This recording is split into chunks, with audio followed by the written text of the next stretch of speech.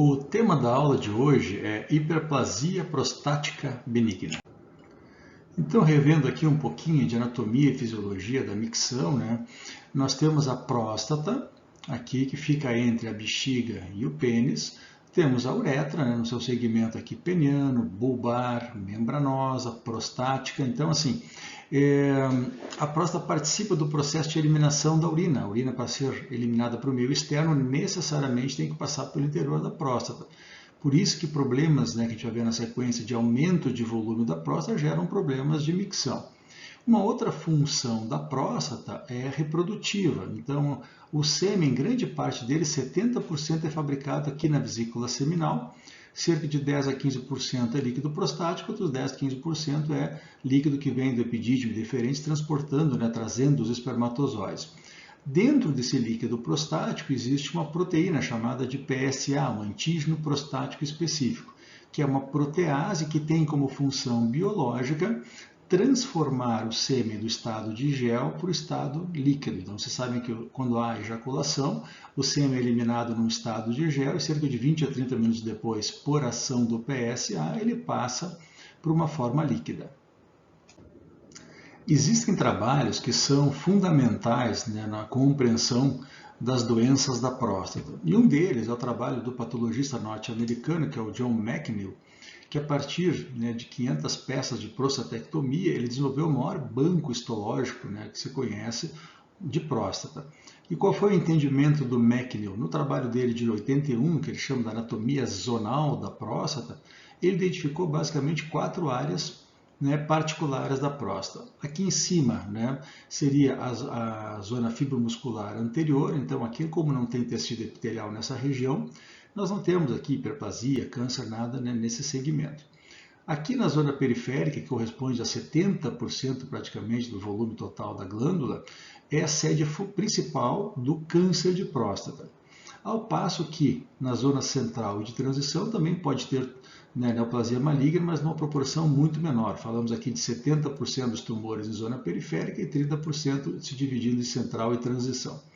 A zona central é a zona que envolve aqui o ducto ejaculatório e a zona de transição, que é de especial interesse para esta aula de hoje de HPB, é a zona que engloba a uretra, circunda a uretra, aquele segmento junto ao colo vesical, e é aqui que vai acontecer exclusivamente aqui a hiperplasia prostática benigna. Então nós temos que o câncer pode acontecer em toda a glândula, mas mais comumente em zona periférica, e a hiperplasia, por outro lado, só pode acontecer aqui na zona de transição.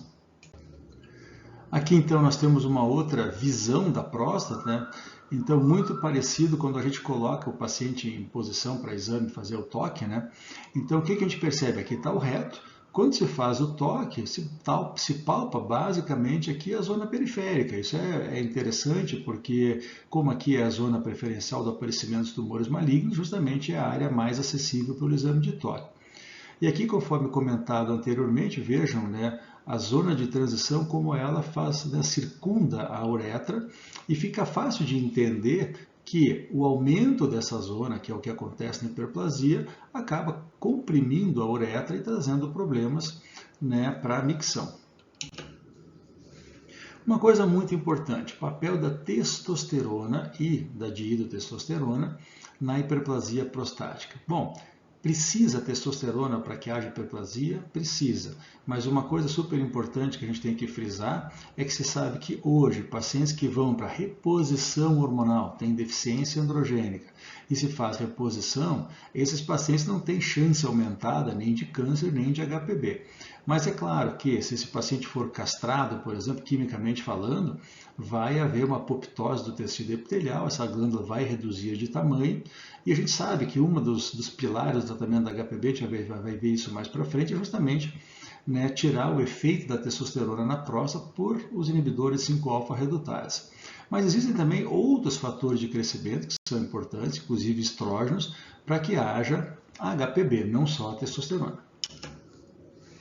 Então, aqui repassando a questão da produção de testosterona e sua ação na próstata, o que a gente tem? Hipotálamo. No hipotálamo tem o hormônio liberador das gonadotrofinas, que é o GnRH, que é a mesma coisa que LHRH. que vai agir na hipófise anterior com produção, estímulo de produção do hormônio luteinizante e folículo estimulante, LH e FSH.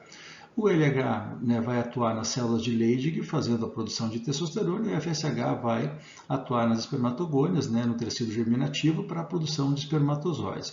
Aqui cabe, né, um parênteses, então, essa produção de testosterona, todo esse eixo, né, que é hipotálamo, hipófise e testículo, ele é finamente regulado.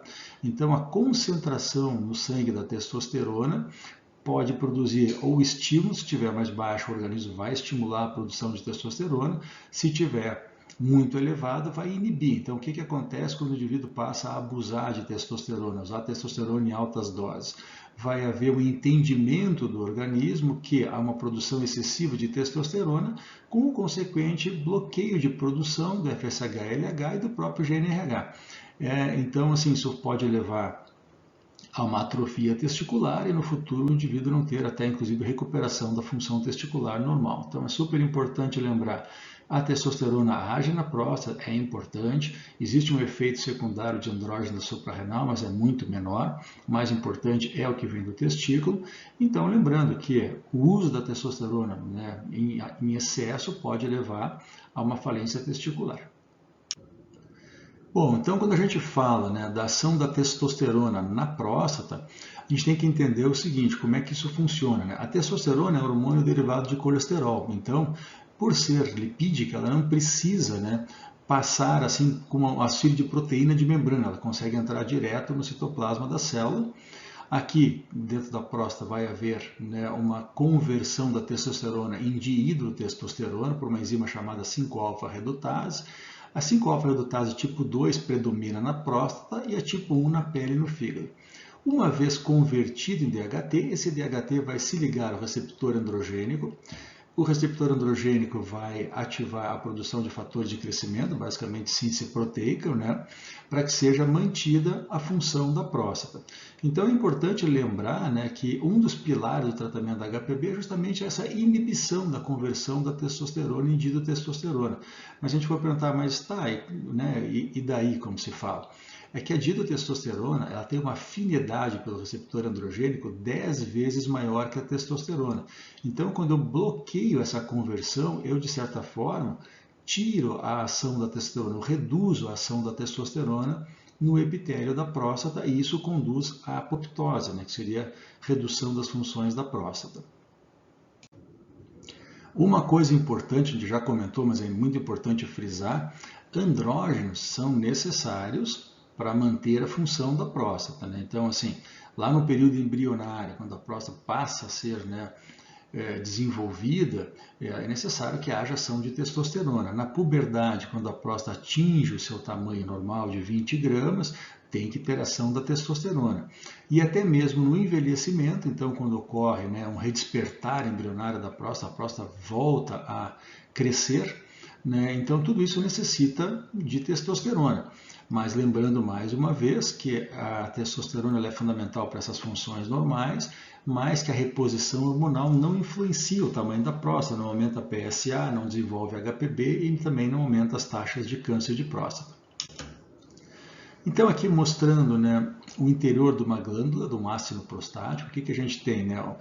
Uma glândula delineada por epitélio, então é aqui que vai acontecer, né, a questão tanto de síntese de PSA, eventualmente aparecimento de câncer, desenvolvimento de HPB, tudo a partir, né, dessa região aqui glandular do epitélio. Ao redor disso nós temos então o tecido estromal, com bastante quantidade de músculo liso, né, que faz um revestimento externo desses ácidos prostáticos. Então, assim, conforme a gente comentou, né, que a formação de tecido glandular adicional, a gente só vê isso no período fetal, né? E quando na maturidade acontece de novo um aumento, aí não é desenvolvimento, não é nova formação, é aumento, né, de tecido. A gente chama de redespertar embrionário da próstata. Lembrando sempre que é um processo muito lento, né? Nos primeiros 20 anos desse processo de hiperplasia prostática benigna, ocorre a formação de nódulos, pequenos nódulos de hiperplasia na zona de transição. Numa segunda fase, mais tardia, cada nódulo cresce de modo individual e lento, levando então a um aumento do tamanho da próstata.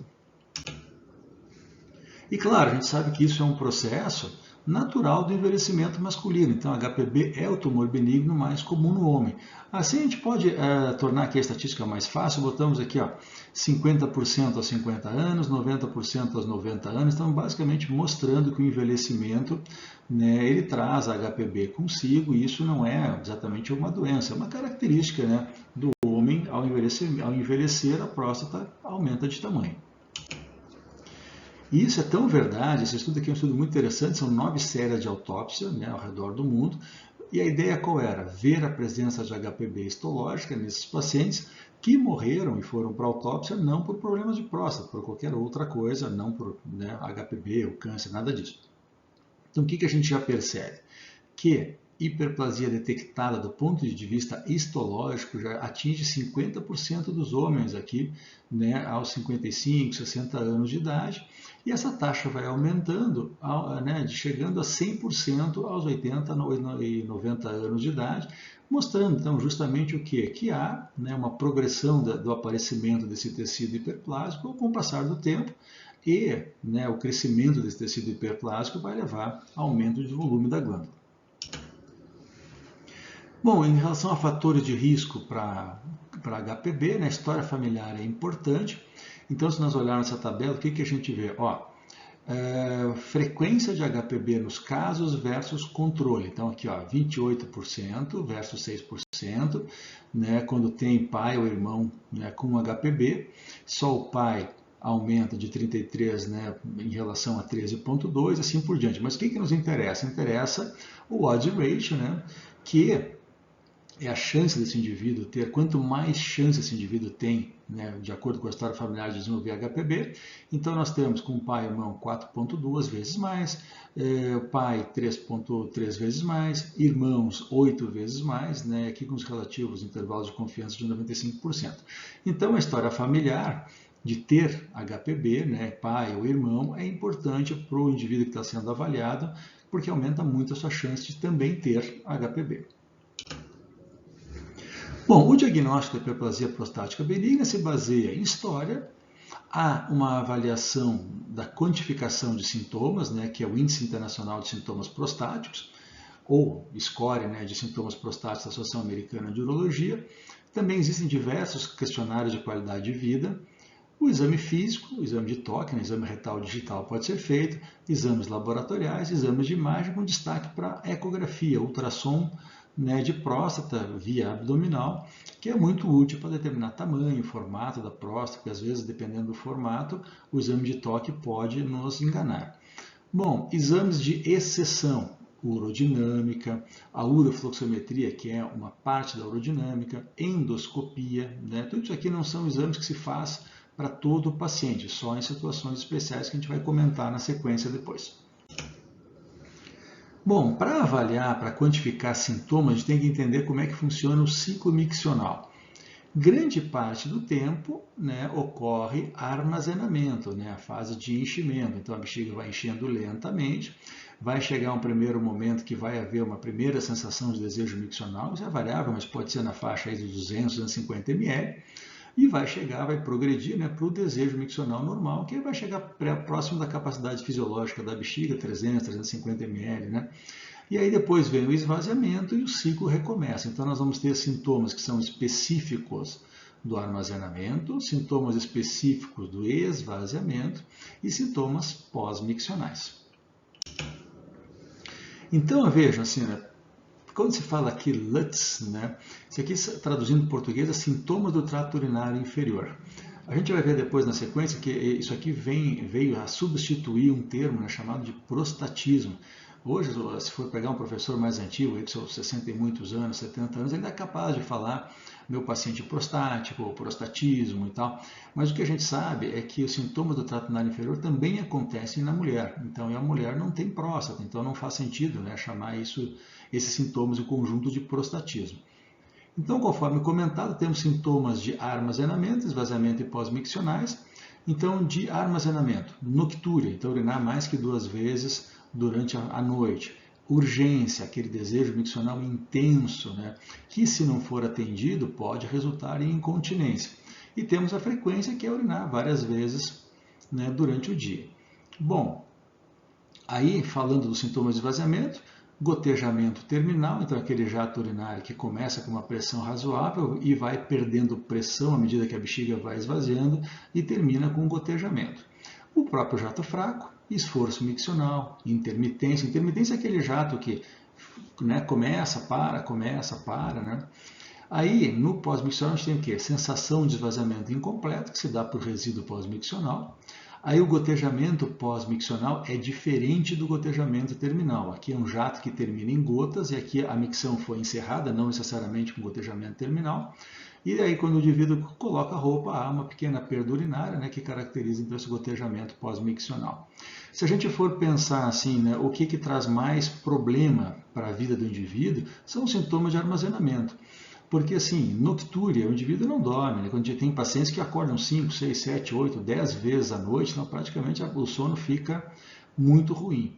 A urgência com incontinência, então isso prejudica muito a lazer, atividades de trabalho. Imagina um indivíduo, até professor, né, como nós e nossos colegas, imagina, vai ter que dar uma aula, 1h30, 2 horas de aula com urgência e incontinência, né? Não consegue. E a frequência é a mesma coisa, sempre indo ao banheiro. Já quando se fala, né, de sintomas de esvaziamento, o paciente se acostuma, porque isso é tudo muito lento, o jato vai perdendo pressão. Então a gente costuma perguntar ao paciente, seu João, como é que está para urinar? Tá bem. Mas se for comparar aos 18 anos, não, aí já é outra coisa, já está muito mais fraco e tal, né? Então, em termos de qualidade de vida, os sintomas de armazenamento têm muito mais impacto que os demais. Claro que, né, quando se fala de prevalência do sintoma do trato urinário inferior, quanto mais velho, mais sintoma vai ter. Isso é normal. E aqui, então, aquele comentário que a gente fez, sintomas do trato urinário inferior nos homens e nas mulheres. Veja que as taxas não são muito diferentes. Então, usar termo prostatismo para esses sintomas, né, de armazenamento, esvaziamento e pós-miccionais, de fato não está correto. Então, isso que a gente está comentando, né? O prostatismo deve ser evitado. Em português, a gente chama de STUI, né? Sintoma do trato urinário inferior. É o que a gente deve usar quando se discute casos clínicos, né, para esse tipo de sintoma. Esse aqui é um questionário de avaliação, né, aquele do IPSS. Esse questionário, o paciente mesmo se aplica. A gente não interfere nisso, nem enfermeira, né, ninguém da clínica. Se o paciente recebe o questionário, ele mesmo preenche, é auto-aplicado. E basicamente o que acontece? Ele tem 7 perguntas e o score vai de 0 a 5. Então vamos pegar aqui, por exemplo, no último mês, quantas vezes ficou com a sensação de não esvaziar completamente a bexiga? Né? Que é aquele sintoma, né, pós-miccional. Se foi nenhuma vez é 0, se foi quase sempre é 5. Então o score varia de 0, aquele paciente que não tem sintoma, até 35 pontos, que é o paciente que tem muito sintoma. A interpretação do IPSS basicamente se fala assim, sintomas leves, 0 a 7 pontos. Sintomas moderados, 8 a 19 pontos. Sintomas severos, de 20 a 35 pontos. Bom, e uma coisa importante, por que do IPSS? Né? Porque a gente trata HPB não basicamente em função do tamanho da próstata, mas muito mais em função de sintomas. Não é raro a gente ter pacientes, às vezes, com próstatas não muito grandes, mas altamente sintomáticos, e pacientes com próstata realmente grande, 80, 100 gramas, com sintomas muito pouco significativos. Então a gente vai buscar justamente tentar melhorar a qualidade de vida do indivíduo, melhorando os sintomas. E a gente sabe que assim, só a hiperplasia não é responsável pela qualidade da micção. Então existe toda uma interação de idade, envelhecimento do detrusor, questão inclusive de uma produção excessiva de urina à noite, aquele paciente que é hipertenso, acumula edema, né, faz um edema de membros inferiores, esse líquido é mobilizado à noite, ele tem uma poliúria noturna. Então tem uma série de situações que levam a sintomas do trato urinário, mas nem todas são diretamente derivadas da HPB. Então, basicamente mostrando isso, podemos ter obstrução vesical por HPB, mas também não relacionada a HPB. Temos uma resposta do detrusor, né, em função da idade, alterações neurológicas, doenças primárias da bexiga. Né, podemos ter uma poliúria, né, não é uma questão de noctúria, porque a noctúria, normalmente as micções têm pouco volume, e na poliúria nós temos micções com grande volume. Né, então isso tudo acaba, né, em sintoma do trato urinário inferior de diversas causas, por uma interação de vários fatores, que é o que está colocado nessa figura, então tudo se sobrepondo. Né? idade mais avançada, o quanto faz de obstrução, o quanto tem de aumento, o quanto tem de hiperplasia, quanto gera de sintoma, né? Então toda uma interação entre diversos fatores que produzem, né, o quadro final. Basicamente, a gente tem assim momentos, né, na hiperplasia prostática. No primeiro momento, hiperplasia de ordem histológica, então a gente não percebe aumento da glândula, mas a hiperplasia já está lá. Num segundo momento, existe aumento de volume da próstata, isso é detectado no exame de toque ou, né, numa ecografia, no exame de imagem, e na sequência vai haver obstrução da uretra com, né, uma dificuldade progressiva de esvaziamento.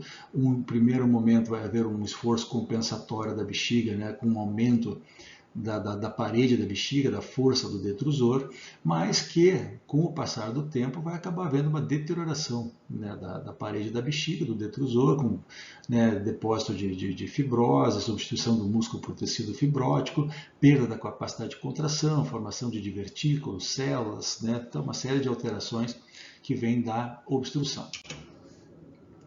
Em relação a exames laboratoriais, então o PSA, antígeno prostático específico, parcial de urina urocultura, hemograma, creatinina, ureia. Então, esses exames são exames que não podem faltar, mas cabe aqui fazer um pequeno parêntese, né, em relação à saúde do homem, né? A gente sabe que o homem não vai a médico, então, eventualmente, a consulta com o urologista é uma consulta que está sendo feita, assim, a primeira vez que o indivíduo vai a médico nos últimos anos, aí. Então a gente tem que aproveitar para avaliar. Eu faço muito isso, ver lipidograma, ver como é que está a função da tireoide, dosar a testosterona, né, ver como é que está a glicemia, avaliar a pressão arterial. Então examinar o paciente como se fosse um paciente clínico comum e não uma avaliação específica de hiperplasia da próstata. Então aqui, ó, pode haver diferentes formas de apresentação da HPB na conformação do crescimento da próstata. Então nós temos aqui, ó, no A, uma próstata que tem um pouquinho de aumento de lobos laterais, mas tem um grande aumento de lobo médio. Então, eventualmente, aqui quando se faz um exame de toque, a próstata aparentemente não está tão crescida assim, mas o paciente pode ser bastante sintomático, porque esse lobo médio, ele atrapalha muito, né, ele faz muita obstrução, e às vezes uma próstata que não é tão grande, mas com lobo médio muito proeminente, é altamente sintomática, ao passo que às vezes um crescimento só de lobos laterais acaba não sendo eventualmente tão sintomática assim. Então aqui a gente tem uma assimetria, né? Então o lobo esquerdo aumentou mais do que o direito, aqui a mesma assimetria também com presença de lobo médio, e aqui também um crescimento pontual aqui no lobo lateral da próstata. O ultrassom é um exame muito tranquilo de fazer, porque ele não requer nenhum tipo de preparo especial, ele não tem nenhum problema de contraste, nada, altamente disponível, né? Eu, em consultório, faço muito ultrassom, a gente já na residência teve treinamento, né, tanto no ultrassom para fim de intervenção como para exame de imagem simples. Então, o que a gente tem aqui? Ó? Como é que a gente avalia, né, o tamanho da próstata? Primeiro, a gente faz a avaliação do diâmetro transversal, aí muda a posição do transdutor, né, passa a colocar numa posição longitudinal, em que a gente mede o anteroposterior e o longitudinal aqui. Como é que se calcula isso? Então, é o diâmetro transverso versus, né, o anteroposterior e longitudinal. Esse produto dos três é depois multiplicado por 0,52 e a gente chega no volume final da próstata. No caso aqui em questão, uma próstata com 84 centímetros cúbicos. Em próstata, a gente pode usar o termo centímetros cúbicos, pode usar ml, pode usar grama, que tem uma correspondência direta. Então, uma próstata bastante grande, uma próstata normal tem cerca de 20 gramas, né? Então aqui com 80 gramas, uma próstata bastante aumentada de tamanho, com lobo médio bem proeminente. IPP significa índice de penetração prostática, é o nome que se dá, na verdade, para o lobo médio, por crescimento do lobo médio. Então, o que se sabe? Quanto maior o IPP, maior a chance de uma retenção urinária no futuro, porque justamente esse tipo de crescimento ele é altamente obstrutivo. Aqui mostrando uma urofluxometria, né, um gráfico correspondente, o que se pede para o paciente fazer? Ele faz uma micção, né, ele enche confortavelmente a bexiga na recepção do consultório, aí ele urina no equipamento de urodinâmica e o equipamento consegue ler quanto que elimina, né, de urina em determinado intervalo de tempo. Então, uma curva boa é uma curva curta, né, um jato urinário que foi rápido, com uma alta eliminação de urina num período de tempo curto, né? Então esse é um jato tranquilo. No paciente mais obstruído, o que acontece? Um alongamento da micção, com um encurtamento da força do jato, às vezes ele pode ser até inclusive intermitente, né? Então o jato ele vai alterando aqui o seu padrão de eliminação, que caracteriza, assim, isso é muito interessante quando o paciente chega e a gente pergunta, como é que está para urinar? E ele fala, não, está bem. Uma expressão muito comum em consultório, a urina está solta. Isso é perigoso, né? Então a gente tem que avaliar melhor esse padrão de micção para entender melhor o quadro. Esse não é um termo que eu veria com bons olhos. Bom, a urodinâmica em si, ela é um processo mais complexo e que a gente busca basicamente o quê? Conjugar a pressão do detrusor com a eliminação de urina. Como eu não consigo medir diretamente a pressão do detrusor, do músculo da bexiga, a gente faz o seguinte, a gente coloca uma sonda dentro da bexiga, coloca uma sonda no reto e a gente consegue ler duas outras pressões, que é a pressão abdominal, que é dada pela sonda retal, que é o peso das vísceras em cima da bexiga, a pressão intravesical, que é um somatório da pressão exercida pelo músculo e mais a pressão abdominal. E aí, quando eu quero saber a pressão do detrusor, então eu subtraio, né, da pressão intravesical a abdominal e indiretamente eu tenho o cálculo da pressão do detrusor. Bom, então o paciente está com as sondas, a bexiga vai sendo enchida por uma outra sondinha que vai jogando soro fisiológico dentro. Quando o paciente refere assim, não, que a bexiga agora atingiu, né, um volume de repressão adequado, ele é solicitado a urinar. A gente tira a sonda que coloca soro na bexiga, mas deixa a sonda ainda de leitura de pressão dentro da bexiga e uma leitura de pressão dentro do reto. E aí o indivíduo urina e a gente consegue ver a pressão que ele atinge do detrusor e quanto que ele elimina de urina com essa pressão. Então, exemplo número 1, paciente normal, boa pressão de contração, 45, 50 centímetros de água, com um fluxo aí acima de 12 ml por segundo, esse paciente está bem, não tem nenhum problema. Por outro lado, temos a mesma contração normal, lá 55 centímetros de água, e um jato aí de 8, 6 ml por segundo. Então, esse indivíduo está obstruído, né? Ele tem uma pressão do músculo boa, mas não consegue desenvolver um jato urinário bom. E tem ainda um terceiro tipo de paciente, que é o paciente com falência do detrusor. Aquele paciente com obstrução de longa data, paciente diabético, muito idoso, o músculo perde contração, então na urodinâmica aparece o quê? Um jato fraco, mas com baixa força de contração do detrusor. Essa é uma situação especificamente assim, muito importante para aquele paciente que chegou assim, numa fase final, né? Ele fez uma retenção urinária aguda, foi colocada uma sonda, tentou tirar, e aí se quer ver se esse paciente tem condição, ainda tem reserva de detrusor para continuar urinando espontaneamente. Então aí que se faz a urodinâmica nesse cenário. Se perdeu demais a contração do detrusor, às vezes nem fazendo uma ressecção da próstata, né, para facilitar a eliminação da urina, esse indivíduo vai voltar a ter uma qualidade boa de micção. A endoscopia, né, chama uretrocistoscopia, que basicamente o que é?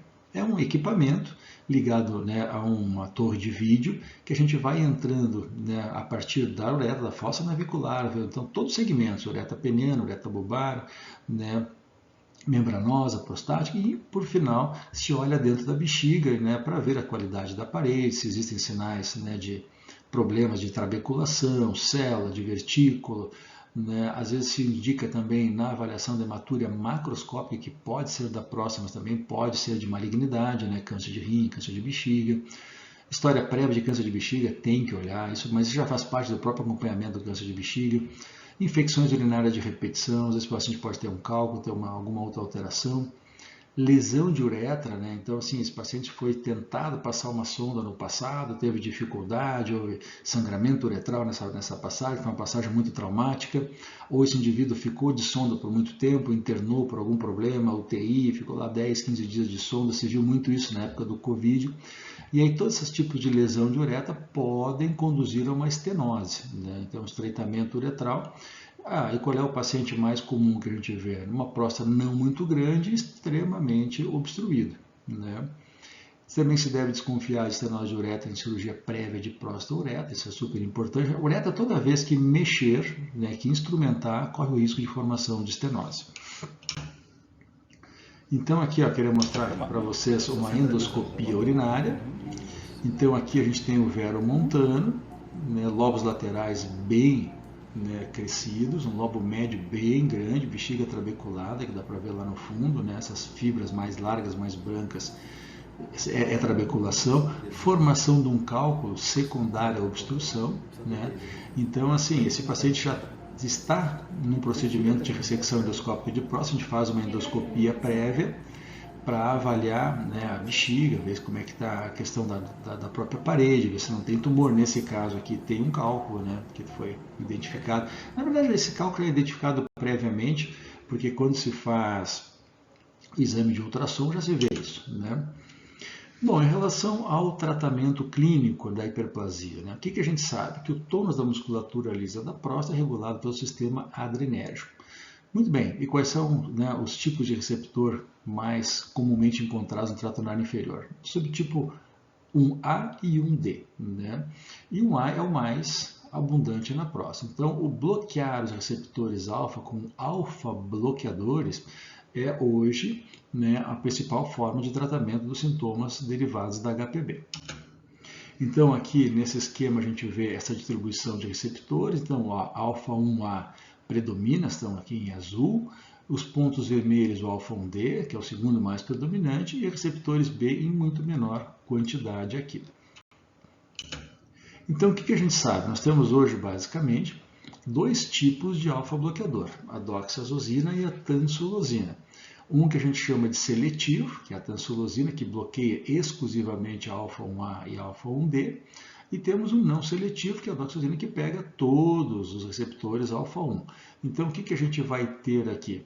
Uma diferença de efeitos colaterais. Então, por exemplo, como aqui pega também de tabela os receptores alfa-1B, isso conduz à hipotensão, que é uma das principais complicações do uso da doxazosina.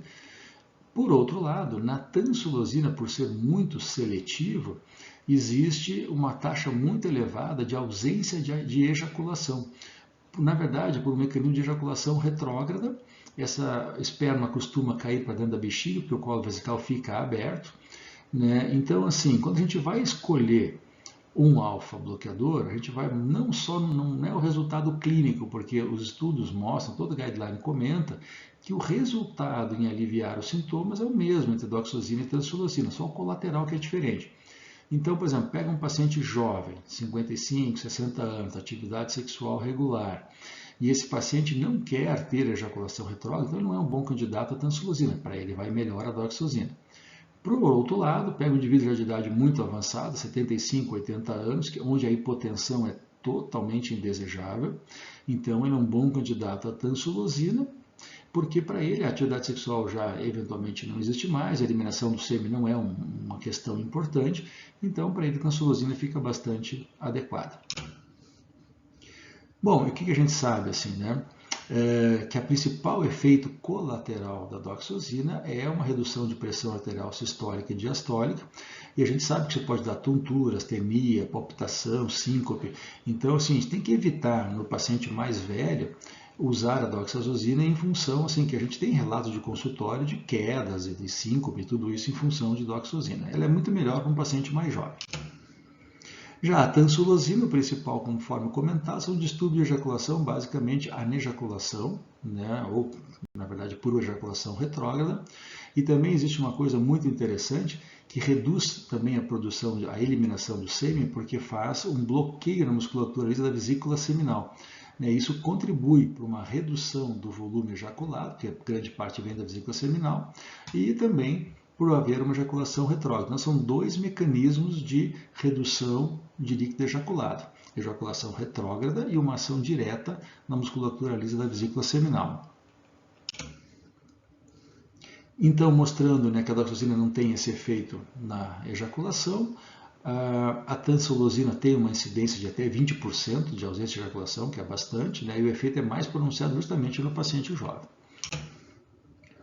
Bom, uma outra coisa importante, a gente sabe que nós podemos ter eventualmente um predomínio de sintomas de armazenamento, ou seja, nós temos uma hiperatividade do detrusor que pode ser por envelhecimento e pode ser secundária à obstrução, e que a gente eventualmente deve lançar mão de drogas anticolinérgicas que inibem, né, esse estímulo exacerbado do detrusor. As mais conhecidas no nosso meio, a solifenacina, dalifenacina, o tróspio, mirabegrona. Aqui lembrando, né, que a solifenacina, dalifenacina e tróspio são anticolinérgicos, a mirabegrona é um beta-3 adrenérgico. Então é interessante haver essa diferença, porque eu posso escolher um anticolinérgico, avalio o resultado, não houve um bom resultado, eu posso trocar por um outro mecanismo, que é a mirabegrona.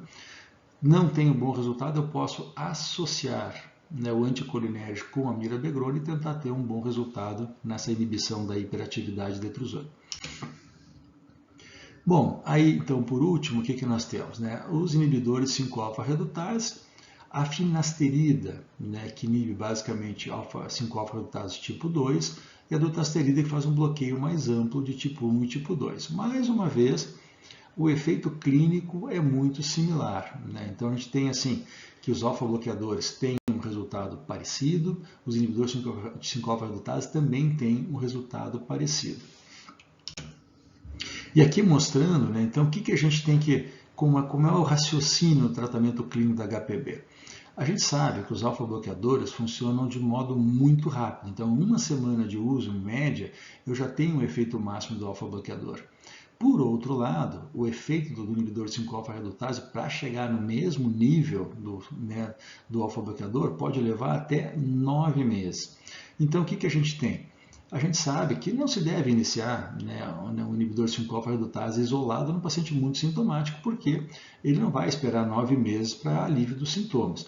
Mas o que acaba acontecendo? Um efeito sinérgico de alfa-bloqueador com inibidor de 5-alfa-redutase, ou seja, terapia combinada com as duas medicações, visando o quê? Um alívio rápido de sintomas e uma redução do tamanho da próstata, que pode acontecer em até 30% dos casos, ao longo do tempo, pelo inibidor de 5-alfa-redutase. O inibidor de 5-alfa-redutase tem esse número de 30% também na questão de indicação cirúrgica. Então, por exemplo, de cada 100 pacientes que estavam já indo, né, fatalmente para a cirurgia, caminhando em direção ao procedimento operatório, 30% vai deixar de precisar, né, da cirurgia em função da ação do inibidor de 5-alfa-redutase. Então, a combinação é muito interessante, né, alfa-bloqueador mais inibidor de 5-alfa-redutase. Quanto maior a próstata, mais o tratamento combinado deve ser utilizado. Próstatas menores, eventualmente não há muita vantagem do inibidor de 5-alfa-redutase. Por quê? Primeiro, que não tem tanto volume prostático para reduzir, e segundo, que esse efeito antiandrogênico pode ter uma ação negativa na libido e na ereção, que é altamente indesejável para o indivíduo, e, por outro lado, não vai ter grandes benefícios, porque não tem tanta próstata assim para reduzir de tamanho. Bom, uma outra situação que foi aventada, né, é a questão de fosfodiesterase 4 e 5 na próstata. Quando se fala, né, de inibidor de fosfodiesterase, o que a gente está falando? A gente está falando de sildenafila, tadalafila, iodenafila, vardenafila, são medicações para disfunção erétil. Então, assim, a indústria, basicamente a empresa responsável pelo desenvolvimento da tadalafila, principalmente quando foi lançada 5 mg, né, para uso diário, veio em direção à urologia com a seguinte ideia: olha, se o paciente tem disfunção erétil e também tem HPB, né, sintomas moderados, leves, próstata não muito grande, quem sabe não tratar as duas situações, os sintomas da HPB e a disfunção erétil, com uma única medicação, que seria a tadalafila de uso diário. Bom, o que as meta-análises mais recentes mostram? Que laranja é laranja, maçã é maçã, né? Ou seja, para tratamento de HPB, os alfa-bloqueadores são muito mais eficazes que inibidores, né, de fosfodiesterase, e que para o tratamento da disfunção erétil, né, ninguém bate os inibidores de fosfodiesterase. Então, o mais comum hoje em dia é a gente acabar associando, né? O indivíduo toma lá o seu alfa-bloqueador, né, uma doxozina, uma tansolosina, e também toma uma tadalafila, sildenafila, enfim, né, pode usar concomitante sem nenhum problema. Então, lembrando, né, que a eficácia dos alfa-bloqueadores é similar, pode escolher a doxozina ou a tansolosina, o que muda são os efeitos colaterais. E claro, a tansolosina é melhor tolerada no sentido basicamente de hipotensão em relação a outros alfa-bloqueadores. Então, em relação à terapia combinada que a gente comentou, aqui tem uma história muito interessante. Esse estudo, o WebTops, ele foi desenvolvido muito depois que a terapia combinada já era de uso corrente na urologia. Inclusive, os mais puristas diziam assim, olha, não tem como misturar as medicações, né, porque não há um estudo que mostre que há uma superioridade do tratamento combinado em relação a placebo, em relação ao tratamento isolado e tal. E foi justamente o M-TOPS que veio a responder essa pergunta. Então, o que ele mostra aqui? Ó? Quando se fala em anos, incidência, né, dos taxas de sintomas, o que a gente tem? Uma melhora, né, muito maior da terapia combinada na redução dos sintomas, né, do que a finasterida, a doxazina isolada e principalmente do placebo. Então, a doxazina e a finasterida em uso isolado foram até similares ao longo do tempo, mas o tratamento combinado foi muito mais eficaz, né? Isso já tinha um racional bem estabelecido, era intuitivo esse raciocínio, mas curiosamente, vejam, um estudo do New England, né, de 2003. Mas quando é que tem a doxazina? A doxazina e a finasterida são lá dos anos 80, né? Então já existiam há muito tempo, já se usava há muito tempo, e não tinha um estudo que mostrava que a terapia combinada era uma coisa mais eficaz, embora já fosse prática corrente, né, na clínica. E a terapia combinada do COMBAT, o que é o COMBAT? Bom, depois que foi lançada, né, a tansulosina do dutasterida, aqui já final dos anos 90, então precisava também um estudo que mostrasse, né, que a tansulosina junto com a dutasterida era mais eficaz que o uso isolado versus placebo. E esse estudo é o estudo do COMBAT e que mostra a mesma coisa do M-TOP, só que com drogas de uma geração um pouco mais nova. Mais modernamente agora, alguém passou a questionar, mas assim, veja, não é uma coisa tão importante. Mas eu posso usar, por que era mais comum? Doxazina com finasterida, tansulosina com dutasterida, porque são de gerações similares. Mas eu posso misturar, por exemplo, doxazina com dutasterida e vice-versa, né? Tansulosina com finasterida? Pode. A gente acabou de ver que o efeito clínico das drogas é o mesmo, né? Então, assim, são todas equivalentes. Então, a questão de se usar doxazina com finasterida e tansulosina com dutasterida é muito mais de hábito do que por uma razão clínica específica, né? Bom, dos fitoterápicos, os fitoterápicos a gente tem o mais comum, né, no nosso meio, é o sal palmeto. Ele é, em tese, um antiandrogênico. O fitoterápico, assim, ele não tem sido muito utilizado na clínica corrente no Brasil, mas o pessoal da Europa, principalmente na França, tem uma simpatia bastante grande, né, pelo sal palmeto, usam bastante. O que falta, na verdade, são estudos robustos, né, do sal palmeto em relação a HPB, diferente do que tem para finasterida, que tem para dutasterida, que seriam então os antiandrogênicos clássicos. Quando se fala de tratamento cirúrgico, então a ressecção transuretral da próstata é o tratamento padrão. Isso aqui é um ressectoscópio, né? Um equipamento que entra pela uretra. E qual é o objetivo? O objetivo é retirar o adenoma, né, que é o tecido hiperplásico, em pequenos fragmentos, vai cortando aqui esse tecido, de modo a ampliar a luz da uretra. Porque a gente entende assim, ó, que a HPB o que faz? Vai estreitando a luz uretral, os sintomas vão se exacerbando à medida que essa compressão aumenta, e o objetivo da cirurgia é basicamente retirar esse tecido que é aumentado, que é o adenoma, e ampliar a luz da uretra. Esse é um ressectoscópio, né? Então aqui, ó, esses furinhos que vocês veem na extremidade do equipamento, a água é jogada dentro da bexiga e eliminada por essas fenestras do equipamento. Então cria um fluxo contínuo para não hiperdistender a bexiga durante a cirurgia. Então tem uma entrada, que a gente usa uma solução que não é soro fisiológico, né? Tem que ser glicina, sorbitol, manitol, até água destilada dá para usar, não é o ideal, mas é possível. Então entra, é jogada no interior da bexiga, volta por dentro do próprio aparelho e sai pela via de saída, de modo que não cria uma pressão elevada na bexiga, como era com os aparelhos antigos que não tinham esse fluxo contínuo. Aqui é colocado, então, o cautério, né, para poder fazer corte e coagulação. Aqui é a luz que vem, normalmente hoje se usa fontes de xenon ou LED, né, tanto faz, e aqui coloca o cabeçote da câmera, uma ótica, né, para a gente enxergar isso numa torre de vídeo. Então aqui, ó, vou mostrar para vocês um vídeo de uma ressecção transuretral, né? Então aqui, ó, nós temos a alça de ressecção. Essa aqui é uma visão a partir lá do ressectoscópio. É aquele mesmo paciente que vocês viram a endoscopia agora há pouco. Aqui é o lobo médio, vai começar a ressecção por aqui. Vejam a trabeculação da bexiga. Então, o que é isso aqui? Isso aqui chama de bexiga de esforço, a bexiga que vem sofrendo, né, para conseguir trabalhar contra a resistência da próstata. Bom, então veja, aqui a alça, a gente aciona o pedal de corte do cautério. Existem hoje, né, dispositivos bipolares que fazem as duas coisas ao mesmo tempo, corte e coagulação. E veja o que a gente vai fazendo. A gente vai tirando fragmentos de próstata, né, e vai ampliando a luz da uretra, tirando o adenoma.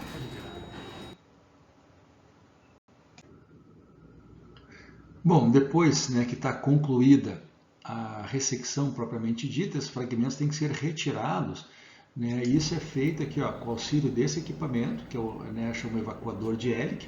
Ele joga água destilada, o líquido que a gente está usando, né, para fazer irrigação dentro da bexiga. Os fragmentos são aspirados, colocados aqui dentro e depois mandados para a anatomia patológica. Bom, aqui nós temos a visão, né, já no final da cirurgia. Não sei se vocês conseguem lembrar, mas antes isso aqui era uma loja fechada, agora a gente tem uma boa ampliação da luz da uretra, a urina vai passar com facilidade aqui, ó. Então o que a gente está vendo aqui na endoscopia? Ó, veja, aqui Vera Montano, aqui a loja prostática toda ressecada, que era tudo fechado, né? Ainda, claro, falta tratar esse pequeno cálculo que está aqui dentro da bexiga, que vai ser feito na sequência. Bom, então como é que a gente quebra esses cálculos de bexiga? Isso aqui é uma fibra de laser, né? Então nós vamos usar a energia do laser para a fragmentação do cálculo. Então a ideia é transformar, né, esse cálculo em pequenos pedaços. Ó, cada vez que o laser atinge a pedra, ele provoca uma cavitação. Aqui sangra um pouco mais, porque como foi operada a próstata, né, fica umas áreas de sangramento. E a gente vai quebrando a pedra, né, até que fiquem pequenos fragmentos, assim, que possam ser aspirados pelo interior do próprio equipamento. Ó, vejam a cavitação que vai formando, ó, já quebrou um pedaço ali da pedra. Né, e aqui vai havendo a fragmentação do cálculo, até que se faça, então, a remoção total. Bom, quando se fala, né, de cirurgia aberta, então quando próstatas muito grandes, ainda existe esse tipo de paciente, né, que chega lá com uma próstata assim, de 100 gramas, 150, 200 gramas, muita coisa. Essa aqui é uma cirurgia antiga, chamada prostatectomia transvesical, hoje em dia muito pouco empregada. O que se fazia? Se abria o abdômen do paciente, se abria a bexiga e fazia uma enucleação digital do adenoma. Basicamente, arrancava aqui a zona de transição da próstata, do interior aqui da loja prostática, depois tinha que reconstruir o colo aqui e tal. A gente ainda vê esse tipo de cirurgia, né, em hospitais públicos do SUS, que com pouco recurso, né, e que ainda empregam esse tipo de procedimento. Mas mais modernamente a gente usa hoje para competir com esse tipo de cirurgia não a ressecção, mas a enucleação a laser, né? Mais antigamente com o ROLEP, com o homeolaser, mais recentemente com o túlio laser, que é o TULEP, né, que é uma enucleação da próstata guiada por laser, só que não é feita pelo interior da bexiga, é feita via uretral. Se faz um descolamento do plano entre o adenoma e a cápsula prostática, da mesma maneira que se fazia antigamente, né, via transvesical. Uma vez que esse adenoma ele é removido e jogado no interior da bexiga, e depois então ele é tirado aqui do interior da bexiga via morcelador, né, que é o equipamento que remove esse adenoma aí de dentro em pequenos pedaços. Então, conforme comentado, a enucleação da próstata com laser, ROLEP e TULEP, né, é a mesma ideia da cirurgia aberta, só que feita, né, com a energia do laser. Então, basicamente, qual é a ideia aqui? Ó, via transuretral, o laser vai criando um espaço entre o tecido hiperplásico e aqui a cápsula prostática, né? E uma vez que toda essa circunferência aqui é feita, esse lobo é jogado no interior da bexiga, a mesma coisa feita para os dois lobos, e depois aqui o morcelador, né, que vai remover esse tecido do interior da bexiga. A questão do urolift, o que é urolift? Para aqueles pacientes que não têm condições cirúrgicas, então aquele senhorzinho, idade avançada, entrou em retenção urinária, mas tem um performance status muito ruim para qualquer tipo de cirurgia, para ressecção, para laser, para tudo, essa é uma alternativa interessante, feita via endoscópica. em que são colocados, né, 2 pontos aqui de cada lado, visando o quê? Puxar, né, o interior aqui da loja prostática em direção à lateral, ampliando a uretra prostática. Então, esses pontos são colocados via endoscópica, são relativamente fáceis de colocar, não tem risco de sangramento, nada, né? Então, mas ele não é um tratamento primário para HPB como a cirurgia, né? Tanto a ressecção endoscópica como o laser. Ele é para aqueles pacientes que não têm condições cirúrgicas. Da mesma maneira, a vaporização transuretral da próstata são procedimentos minimamente invasivos. Qual é a ideia aqui? Usar alta energia do cautério para fazer destruição do tecido do adenoma da próstata. Então, essa esfera, esse roller consegue deslizar na superfície da próstata via endoscópica, via uretral, e aplicar energia sobre o tecido prostático, vaporizando o tecido e ampliando a luz uretral.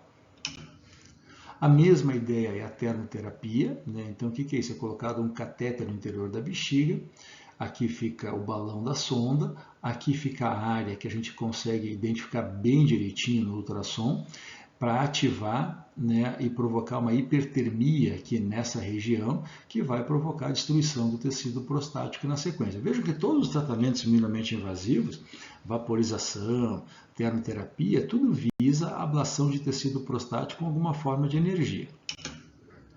Bom, complicações derivadas da hiperplasia prostática. Primeiro é a descompensação da bexiga, né? Então o que acontece?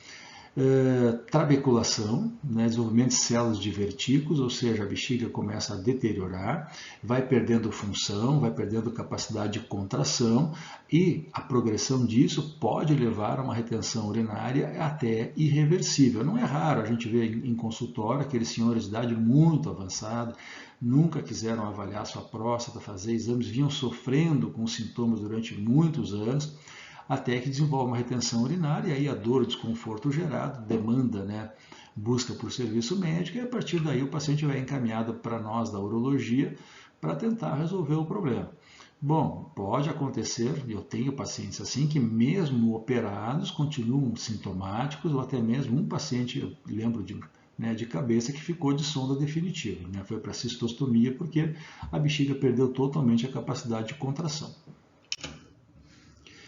Então, assim, a obstrução é o grande fator responsável por essas complicações que vêm, né, de deposição de tecido conjuntivo, formação de fibrose, né?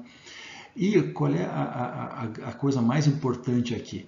É o ponto onde a gente tem que abandonar o tratamento clínico e instituir o tratamento operatório, né? Não dá para deixar essa bexiga aí sendo, né, progressivamente destruída pela obstrução, a ponto de o indivíduo entrar em retenção urinária e a gente depois ter dificuldade para restabelecer a micção. Então, não se pode perder a janela para cura, né? Porque pode haver função, né, a perda irreversível da função da bexiga. Então, a gente tem que ter muito cuidado no paciente que acompanha de HPB, vai tratando com a medicação, o paciente vai vendo que a bexiga está indo mal, então tem que, né, pensar numa intervenção mais precoce.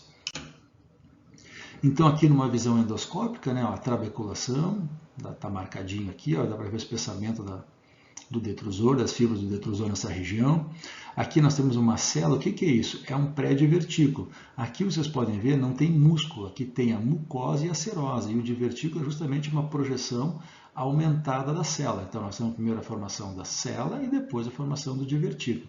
E tem pacientes que têm N divertículos na bexiga, que a gente vê uma trabeculação gigantesca, com múltiplos divertículos, perda de função significativa, é uma bexiga que foi deteriorando ao longo do tempo pelo processo obstrutivo. A gente não pode deixar chegar, né, numa situação tão avançada assim. Aqui, né, num exame contrastado, a gente consegue ver a formação aqui de um divertículo grande, dá para ver um certo frangeamento na bexiga, que é característico da trabeculação. Conseguimos ver aqui, ó, uma parte da próstata, né, uma próstata projetada para o interior da bexiga. Então, né, uma uretrocistografia mostrando aqui esse divertículo, são sinais já de descompensação franca do detrusor da bexiga. No ultrassom aqui a gente consegue, né, ver esses pequenos divertículos já sendo formados, trabeculação, espessamento da parede da bexiga, tudo isso a gente consegue ver no ultrassom. O grande ponto-chave aqui é saber quando abandonar o tratamento clínico e instituir o tratamento cirúrgico para evitar uma descompensação intensa da bexiga. Então, o que a gente tem? O processo final é a retenção urinária aguda, que a gente chama de RUA, né? E à medida que o indivíduo avança de idade, a chance de retenção cada vez fica maior. E claro, né, mesmo aqueles pacientes nós temos dois grupos aqui que chegam à retenção urinária aguda. Aquele que nunca tratou na vida, aquele que vem tratando, mas quer postergar a cirurgia ao máximo, até que chega um ponto que desenvolve uma retenção urinária. Eu tenho vários pacientes no consultório que tiveram uma proposta de cirurgia há 5, 10 anos, próstatas muito grandes, mas não quero, vou manter o tratamento clínico, não quero operar, medo da impotência, incontinência, que não é da cirurgia da HPB, é mais comum na cirurgia do câncer, de modo que acabam chegando, né, na descompensação final, retenção urinária aguda, e claro, vão acabar na cirurgia, mas com uma qualidade, né, de jato urinário depois, que vai ser muito pior se ele tivesse operado antes. Isso aqui na retenção urinária aguda, isso é um bexigoma, né? Então a bexiga, uma repressão pode chegar a mais de 1 litro, né, de conteúdo de urina aqui dentro da bexiga, realmente muito grande, isso aqui gera um desconforto muito intenso. Quando chega na emergência, a primeira ideia é passar uma sonda vesical e deixar essa sonda, uma sonda de demora, passar a sonda de alívio, né? Ou seja, só colocar a sonda, esvaziar a bexiga e mandar para casa, a chance de retenção urinária nesse cenário é muito alta, superior a 95%. Então, esse paciente, o que vai acontecer? Quando chega nesse cenário de descompensação, né, retenção urinária aguda, colocar a sonda e preparar para a cirurgia. Só a gente não vai ser operado se não for possível, do ponto de vista clínico, não ter reserva clínica para a cirurgia. Uma outra coisa que pode acontecer, hematúria, pode até haver com formação de coágulo, hematúria franca por HPB, próstatas muito grandes, né, podem fazer isso, mas não é uma coisa muito comum, mas pode acontecer. Deterioração do trato urinário superior, então o que a gente tem? Aquele paciente que está com a bexiga permanentemente cheia, com alta pressão, essa pressão é transmitida ao trato urinário superior, gera dilatação do sistema coletor, gera hidronefrose, pode gerar inclusive perda de parênquima, né? E levando a aumento de creatinina e perda de função renal, inclusive. Infecções do trato urinário são comuns nos pacientes obstruídos, né? Então a gente sabe, o paciente fica com resíduo muito elevado, ali permite o desenvolvimento de bacterianos, né? E a chance de infecções é muito aumentada no paciente com HPB, principalmente com resíduo pós-miccional alto.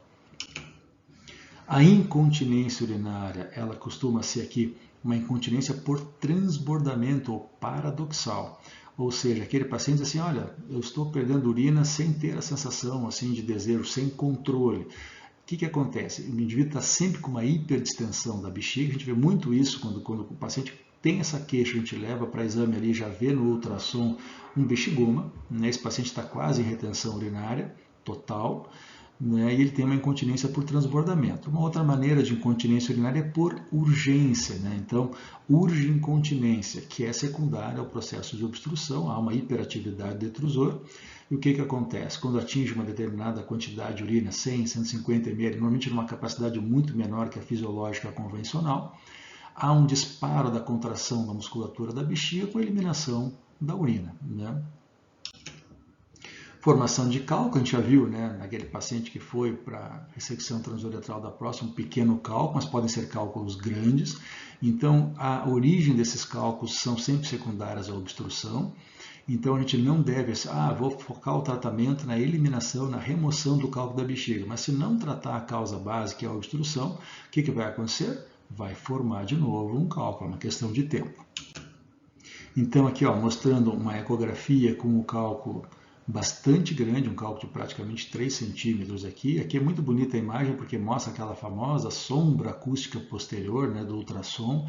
Então aqui a gente vê a pressão do transdutor, as ondas de som são impulsionadas em direção aqui ao fundo da bexiga, refletem de modo muito intenso no cálculo. Eu vejo que na urina, como não há reflexo, fica em preto. E, como há um reflexo muito intenso, a onda não passa pelo cálculo, existe então essa formação dessa sombra acústica posterior. Aqui o raio-x simples de abdômen desse mesmo paciente, mostrando um cálculo bastante grande, 3, 4 centímetros aqui dentro da bexiga. E aqui a remoção da pedra, nesse caso foi feita uma abordagem cirúrgica convencional, né? Se abriu o abdômen, se abriu a parede da bexiga, se removeu o cálculo. Por quê? Porque o laser aqui é muito pouco eficaz para cálculos tão grandes assim, né? Para cálculos pequenos vai bem, mas para cálculos muito grandes leva muito tempo para fragmentar esse cálculo.